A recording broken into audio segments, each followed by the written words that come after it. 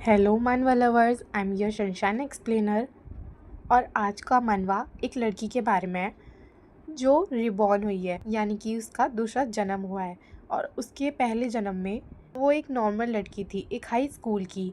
और अब उसका दूसरा जन्म एक बुक में हुआ है, जिस बुक में वो एक विलन है। वो क्राउन प्रिंस की मंगेतर होती है, फियांसे होती है। और उसकी फैमिली में से कोई भी उसे पसंद नहीं करता, और वो ड्यूक की नाजायज औलाद भी होती है, तो उसे कोई पसंद नहीं करता। और एंड में वो अपनी विलन फैमिली की वजह से मर जाती है, और ये सारी बात उसे पता है क्योंकि उसने वो नॉवल पढ़ी है। अब वो अपनी लाइफ को चेंज करना चाहती है। तो लेट्स बिगिन द स्टोरी, और हम देखते हैं कि वो अपनी लाइफ को चेंज कर पाएगी या नहीं। तो स्टोरी के आगे बढ़ने से पहले चैनल को लाइक और सब्सक्राइब ज़रूर करना। Let's begin the story. Last scene में हमने देखा था कि काला एलोडी से बोलता है कि यहाँ पे बिल्कुल भी मैनर्स वाले मेड नहीं है, और उनकी बातें आगे चल ही रही होती है कि एलोडी काल को ये सब बात करने के लिए मना कर देती है। काल फिर उससे माफ़ी मांगता है और बोलता है, सिस्टर वैसे तुम्हें एक बात पता है, जिन लोगों ने हमारे साथ वो इंसिडेंट किया था जिसमें तुम्हें मारने की कोशिश की गई थी, फादर और येंसी ने उनमें से किसी एक पर्सन को ढूंढा। एलोडी बहुत ज़्यादा ध्यान से सुन रही होती है और बोलती है, अच्छा तो बताओ तुम्हें क्या मिला। कार्ल बोलता है, जब हमने उनकी बॉडी का टेस्ट लिया यानी कि एग्जामिन किया, तब हमें उनकी बॉडी में एक पॉइजन मिला, माना पॉइजन। माना पॉइजन के बारे में हमें बताया जाता है, जो भी मेग्स होते हैं यानी कि जो जादू कर सकते हैं, वो उनके पास एक माना होती है, यानी कि उनकी ब्लड में माना फ्लो करता है, और जिससे वो मैजिक कर पाते हैं। वो उनकी मैजिक एनर्जी होती है। और जिस इंसान को वो पॉइजन दिया जाता है, वो माना के थ्रू जाके उन्हें बहुत वीक कर देते हैं, जिसकी वजह से वो मैजिक भी नहीं कर सकते, और बीमार होने की वजह से वो बहुत जल्दी इफेक्ट हो जाते हैं। और इसका सीधा सीधा सिर्फ एक ही मतलब है कि कोई मैजिक टावर से रिलेटेड है। एम्पायर में साउथर्न पार्ट में एक मेग टावर है, और हो सकता है कि वहाँ के बहुत सारे मेग यानी कि जादूगर इन सारे प्लान में मिले हों। एलोडी सोच रही होती है, क्या ये एक कोइंसिडेंट है या फिर कोई सच में ये सब प्लान बना रहा है। एलोडी सोच रही होती है, ऐसा लग रहा है कि टारगेट तो मैं थी, तो उन्होंने काल को क्यों हार्म किया। यानी कि अगर कोई मुझे बचाएगा तो क्या वो उसका यही हाल करने वाला है। एलोडी बहुत ज़्यादा सोच में पड़ रही होती है। एलोडी सोचती है कि मेरी फर्स्ट प्रायोरिटी तो यही है कि मैं पता लगाऊं कि वो कौन है इन सब के पीछे। और इसके अलावा सोचती है, पर प्रॉब्लम ये है कि 4 टावर है, ईस्ट वेस्ट नॉर्थ और साउथ का, और सब इंडिपेंडेंट है, यानी कि उन्हें कोई भी ऐसे ही नहीं पूछ सकता कि वो कुछ भी क्यों कर रहे हैं। और वो बहुत पावरफुल भी हैं, वो किसी को सच बताने में कोई बिलीव नहीं रखते हैं। एलोडी एंड में सोचती है कि मुझे वेस्टर्न टावर की तरफ जाना चाहिए क्योंकि वहाँ पे आज मेरा काम भी है। और फिर हम देखते हैं कि वो वहाँ के लिए निकल जाती है। रेयान पूछता है कि माय लेडी, हम आज कहाँ जा रहे हैं। एलोडी बोलती है कि हम लोग आज वेस्टर्न टावर में जा रहे हैं। रेयान बहुत ही आराम से बोलता है कि मैं समझ सकता हूँ, और बहुत अच्छे से स्ट्रेट होके बैठा होता है। और एलोडी उसे देख के बस यही सोच रही होती है कि ये तो बिल्कुल हीरो जैसा लगता है, एकदम किंग जैसा लगता है, जिसने मेरी जान बचाई है। इसके अलावा ये जानता है कि मैं रियलिटी में कौन हूँ। एलोडी रियान को देख के सिर्फ यही सोचती है कि फिर भी मुझे बहुत सुकून मिलता है जब मुझे लगता है कि कोई मुझे वैसे जानता है जैसे मैं हूँ। एलोडी सोचती है, इस वर्ल्ड में जहाँ पे सारी दुनिया सब मुझसे नफरत करती है और मैं सिर्फ एक साइड कैरेक्टर हूँ, यहाँ पे कोई जानता है मुझे सिर्फ जैसे मैं हूँ। और ये सोच के वो बहुत ज़्यादा खुश हो रही होती है और स्माइल कर रही होती है।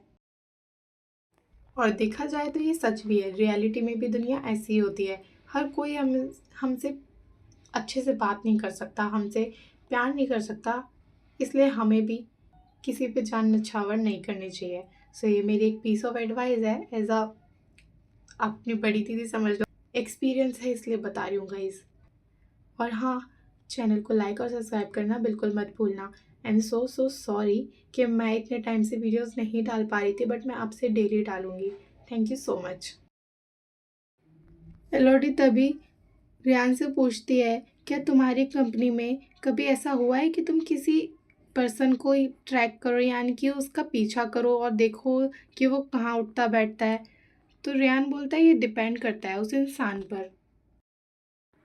एलोडी बोलती है, ओह अच्छा, पर क्या तुम्हें पता है तुम किसी स्टेल नाम की लड़की को जानते हो? और हमें भी पता है कि एलोडी उसे क्यों ढूंढ रही है, बट रेयान एकदम फनी में बोलता है कि नहीं, मैं उसे नहीं जानता। और ये लोग बहुत ज़्यादा क्यूट लग रहे होते हैं।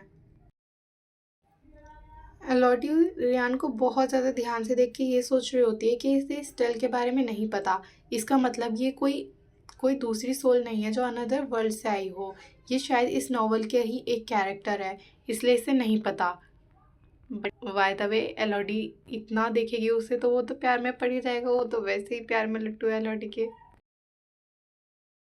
एलोडी बोलती है, ठीक है, मैं चाहती हूँ कि तुम स्टेल नाम की एक औरत को ढूंढो। और बता देती है कि उसके लाइट ब्राउन कलर के हेयर हैं, ब्लू कलर की आईज है, और वो मुझसे 1 या 2 साल ही बड़ी है। तो आई होप तुम उसे ढूंढ लोगे। रेयान पूछता है कि आपके पास इसके अलावा कोई और इन्फॉर्मेशन नहीं है क्या? फिर एलोडी एक स्माइल देके बोलती है कि नहीं है। और हमें भी पता है कि एलोडी को नहीं पता वो एक्चुअली में कहाँ है, क्योंकि पहले के टाइम में उसे एलोडी नहीं लाई थी। एलोडी फिर विंडो के बाहर देखते हुए सोचती है कि मुझे पता है कि वो किसी ऑर्फनेज से आई थी, पर नॉवल में कभी इतना डिटेल से कुछ भी नहीं बताया कि वो किस जगह से आई थी, कैसे उधर पहुंची, कौन से साल में पहुंची। तो मैं इसे ऐसे नहीं ढूंढ पाऊंगी। एटलीस्ट मुझे इतना तो पता होना चाहिए था कि उसका जन्म कहाँ हुआ है, तब शायद मुझे थोड़ी हेल्प मिलती। तभी वो पहुंच जाते हैं द वेस्टर्न टावर। ये एक मैजिक टावर है और ये सोमनिया रीजन में आता है। जब एलॉडी अंदर जाती है तो उसे एक पर्सन मिलता है और वो बोलता है कि मैं आपकी कैसे हेल्प कर सकता हूँ, उसे ग्रेट करके। तो एलॉडी उसे बोलती है कि मैं इन्वेस्ट करना चाहती हूँ। वो पर्सन बहुत खुश हो जाता है और वो बोलता है कि हाँ, आप कर सकते हैं। आपने सुना है हमारे लेटेस्ट प्रोडक्ट्स के बारे में? और इनके प्रोडक्ट्स वैसे होते हैं जैसे कि हमारे यहाँ पे फ़ोन लॉन्च होते हैं, टीवी लॉन्च होती है। ये लोग भी अपने मैजिक के थ्रू ऐसे प्रोडक्ट्स को लॉन्च करते हैं। एलॉडी बोलती है कि मैं ये सारे पैसे किसी एक इंसान के नाम लगाना चाहती हूँ। तो वो इंसान हैरान हो जाता है कि इतने सारे पैसे अभी। और फिर वो उसे कॉन्ट्रैक्ट साइन करवाने को बोलती है और वो उसे अपना नाम लिली आर्सेल बताती है।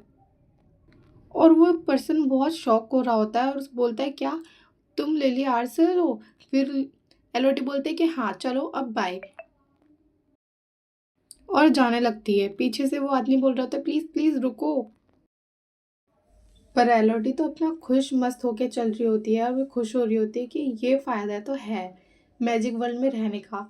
तुम्हें पेपर वर्क की कोई टेंशन ही नहीं है, मैजिक ही सब कुछ हैंडल कर रहा है। और सोचती है, जब मेरा काम हो गया है तो अब मैं कुछ और कर लेती हूँ। तभी वो रेयान को देखती है किसी से बात करते हुए और उसे कुछ समझ नहीं आ रहा होता कि ये चल क्या रहा है। एलोडी रेयान को पुकारती है और रेयान भी उसकी तरफ देख लेता है। जो पर्सन उससे बात कर रहा होता है वो चला जाता है। तो एलोडी पूछती है, क्या तुम उसे जानते हो? तो रेयान बोलता है कि नहीं, वो सिर्फ एक स्ट्रेंजर था और वो मुझसे पूछ रहा था कि मैंने यहाँ पे किसी को देखा है या नहीं। एलोडी बोलती है, ओ अच्छा, तो ये सब किसी को ढूंढ रहे हैं। लियान बताता है कि मुझे कहा गया है कि वो किसी एक लड़की को ढूंढ रहे हैं जिसका नाम लिली आर्सेल है। और ये सुन के जो एलोडी होती है वो बहुत ज़्यादा शॉक हो जाती है, क्योंकि उसने अपना नाम यही बताया। और वो इतने ज़्यादा शॉक में होती है कि वो देखती ही नहीं है कि पीछे से इतने सारे लोग आ भी गए होते हैं। और वो बोलते हैं कि ये रही वो, ये वो जिसने बोला था कि वो लिली आर्सेल है। और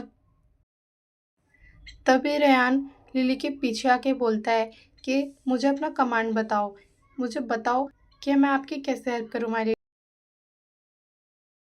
एलोडी पहले उनकी तरफ देखती है और फिर बोलती है कि भागने के लिए तो अब हम बहुत ज़्यादा लेट हो चुके हैं। लेकिन रियान बोलता है, अगर आप मुझे अपनी परमिशन दे तो अपनी तलवार निकाल के बोलता है, मैं इन सबका गला काट दूंगा। तो लिली उससे बोलती है कि नहीं नहीं नहीं, ऐसा मत करना।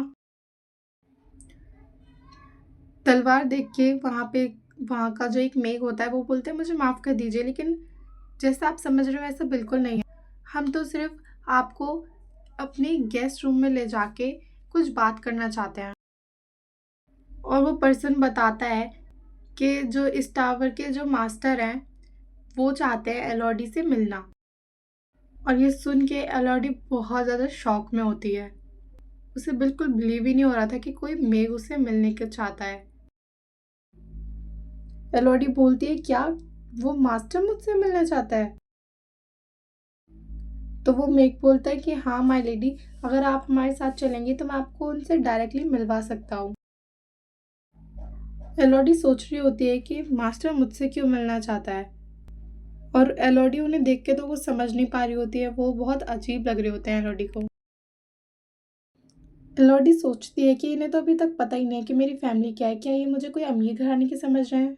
और फिर हमें बताया जाता है कि एलओडी के पापा रूथलेस ड्यूक है, मदर पॉइजन स्मिथ है यानी कि पॉइजन का काम करती हैं, और ब्रदर डेंजरस हैं दोनों के दोनों। फिर एलओडी सोचती है कि नहीं नहीं, अभी तक तो मैंने इन्हें बताया ही नहीं है कि मैं एलओडी पढ़ रही हूँ, तो ऐसा तो बिल्कुल नहीं हो सकता।